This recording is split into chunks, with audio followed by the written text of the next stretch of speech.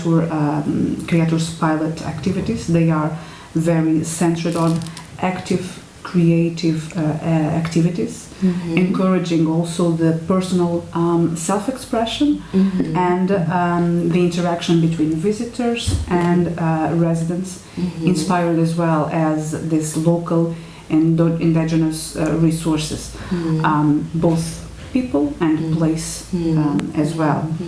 And in some cases it is designed, in mostly places it is designed and implemented by residents itself as well.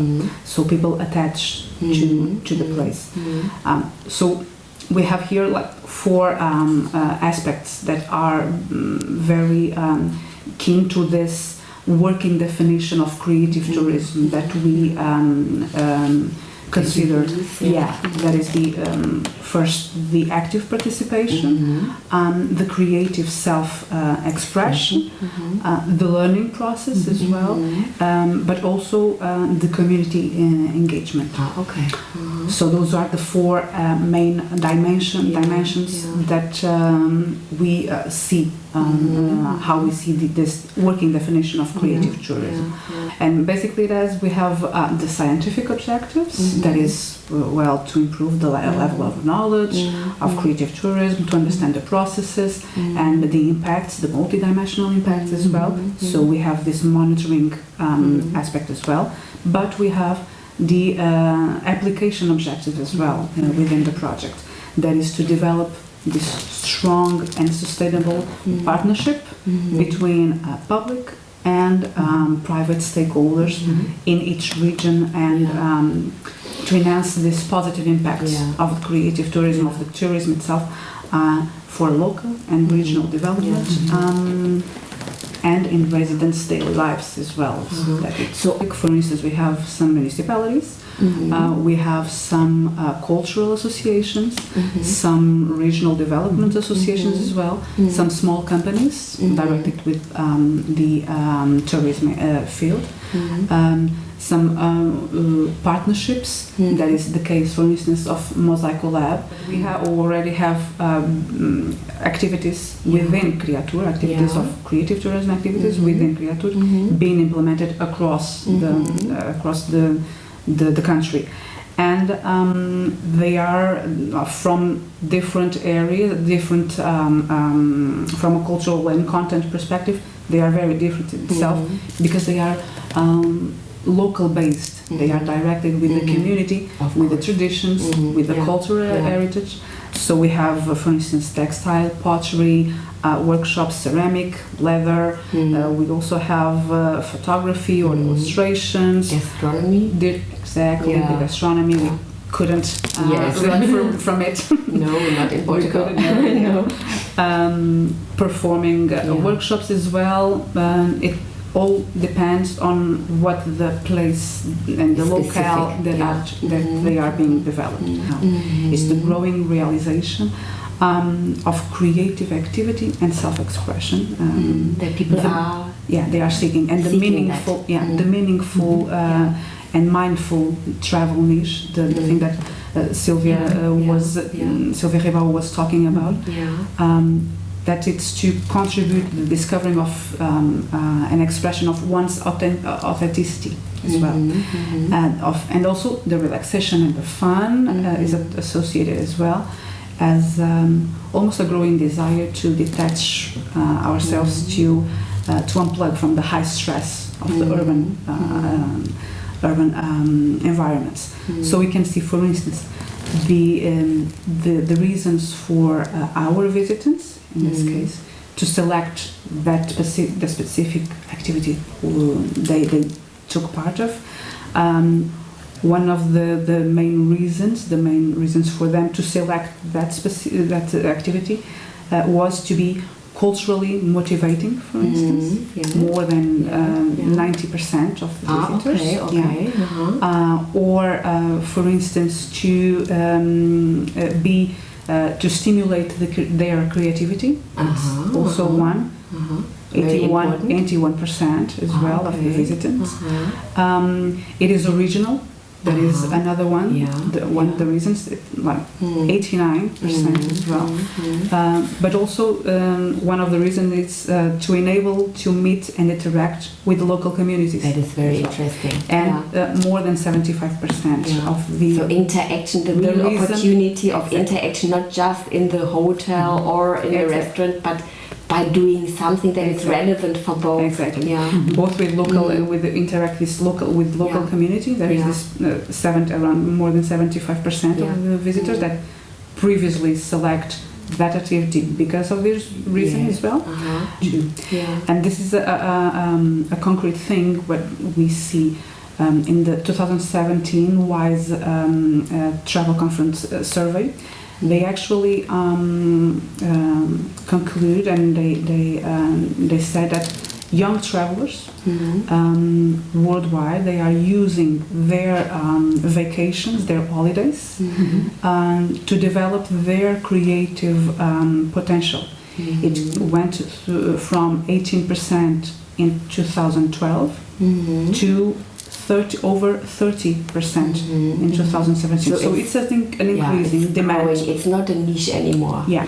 And perhaps a little bit more about Turismo do Centro, the central region, and heritage, the role of heritage tourism, and eventually these creative approaches here. Could you perhaps refer to some examples?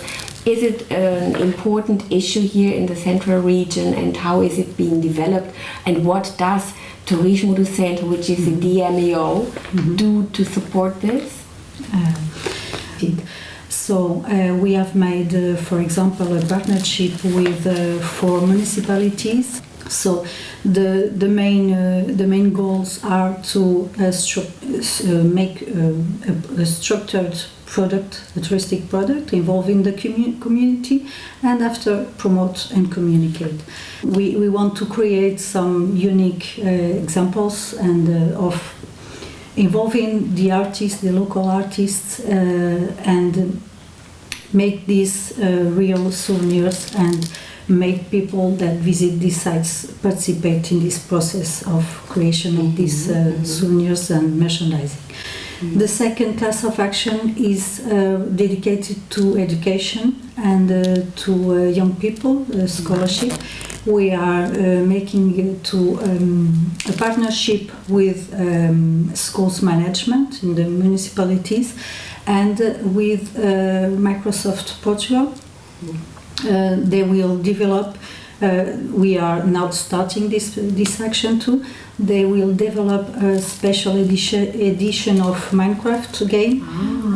So the goal is to provide children and young people that adore this game and plays a construction game, a creative game. Focused with in this World Heritage of Central of Portugal. For us, it's our main issues at the moment. Trying every time to understand better how could you work with the participants and through the activities, creative activities, and different kind of activities with different publics. With different publics, so that's a challenge also to adapt to different contexts and publics. Through cultural heritage and creative tourism. For the territory, it will be very important. For the territory. It will be very important, the implementation of a creative tourism project. One of the things that can happen, it's in tourism we talk about economics and about profit, and it's difficult sometimes for operators and for the tourism sector to understand that culture is expensive and creative processes are expensive too. So it's important to make a balance between the costs of this kind of tourism and the results and projects are to be strength and maintain their goal to develop some singular products that people will enjoy in their vacation, and not going to mass tourism and easy product tourism. Yeah, I think that perhaps I could highlight the risk of, if I may say, the risk of the production-led or supply-led model with activities primarily based on local resources and organizations' interests and skills as well. We actually encourage this grassroots-led experimentation and new ideas in the projects, and the project's initial priority is actually this idea-based approach, and the market is secondary. The market it's secondary once in this that approach. exactly. But this idea-based approach actually carries out a risk that is concerning with the degree of take-up of the offers, and also the speed actually in which it could happen as well. So in one hand we have a nagging question saying, well, will anyone be interested in what I have to offer, what I want to offer? That jump to the market. So there needs to be that bridge to the market that also Silvia has talked about before. There are a set of challenges, but this balance on the what I want to offer and what I can. What is my capacity as an entity? What is my capacity as a territory, as a community? So would you always suggest that it should be rather small scale? Yeah, always. Thank you.